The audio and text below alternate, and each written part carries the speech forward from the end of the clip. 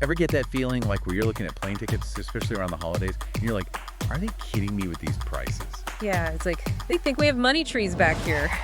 Exactly. Today, we're doing a deep dive into what's really going on with these airfares and how a lack of competition is hitting you right in the wallet. And spoiler alert, it's not just about those rising fuel costs everyone talks about. Right. It's much deeper than that. It's actually kind of structural, but there might be a way to fix it. We'll get into all that today. It's a pretty fascinating story how we even got here. Yeah, because it wasn't always like this, right? The U.S. airline industry, I mean. No, not at all. You had deregulation back in the 80s, which really shook things up. But that's when things really started to consolidate. Exactly. And some people argue that while deregulation had some benefits, it came at a cost competition. And who pays the price for that lack of competition? Well, we do. That's right. Today, 4 major airlines control a whopping 80% of the market. We're talking American, Delta, Southwest, and United. So with that much control, they pretty much get to dictate prices. Pretty much. And we don't have to speculate about the effects. Studies have shown that when low-cost airlines enter a market, fares go down, on average, by 21%. Wow, a 21% drop. That's a significant difference, especially for families traveling or anyone on a budget. Right. So the question is, why aren't more of these low-cost airlines jumping in? It's a good question, and the answer is pretty simple. The big airlines make it really tough for them to compete. They control the gates at airports, the infrastructure, everything. So it's like trying to open a bakery right next to a bakery that already owns all the ovens in town. Exactly. Not exactly a fair fight, is it?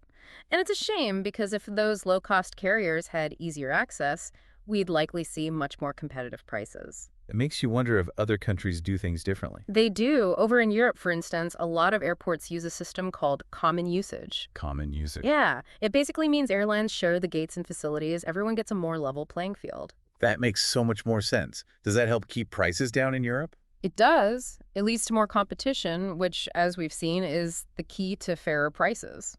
It all makes sense in theory, but is there any real-world example of this common usage thing actually working? Like here in the U.S.? Actually, there is. There's this really interesting case in Missoula, Montana.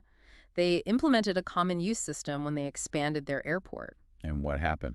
Did it work? It did. Low-cost airlines moved in, more competition came in, and airfares went down. So the Missoula model, right. What a great name. Proof that it can work. Yeah, it's a real success story. Makes you think, if it works in Montana, maybe it could work on a bigger scale too. Well, there are some hopeful signs, even on a national level. Like what? The bipartisan infrastructure law, for example, it's actually prioritizing airport projects that specifically aim to increase competition. That's great news. Anything else? The Department of Transportation has also stepped up to the plate. They're putting in place new rules that should help passengers. For example, they're cracking down on those hidden fees that airlines love to sneak in. Oh, I hate those. Right. And another big one, they're requiring automatic refunds for canceled flights. It sounds like the government is finally starting to listen to travelers. It seems so. They're even considering new legislation to tackle this issue head-on. One of the most promising is the Airport Gate Competition Act. And what would that do? It aims to loosen the control that those dominant airlines have on airport gates and really encourage that common usage system that we were just talking about. So more Missoula models popping up around the country. Exactly. And hopefully with it, we'll see fairer airfares and more options for everyone. It's a glimmer of hope, for sure. Mm-hmm. But it also makes you realize that we as passengers have a voice in this. We need to keep talking about these issues. The more we demand change, the more likely it is to happen. Yeah. So the next time you're looking at those crazy expensive flights, remember the Missoula model. It could be a blueprint for a better, more affordable way to fly.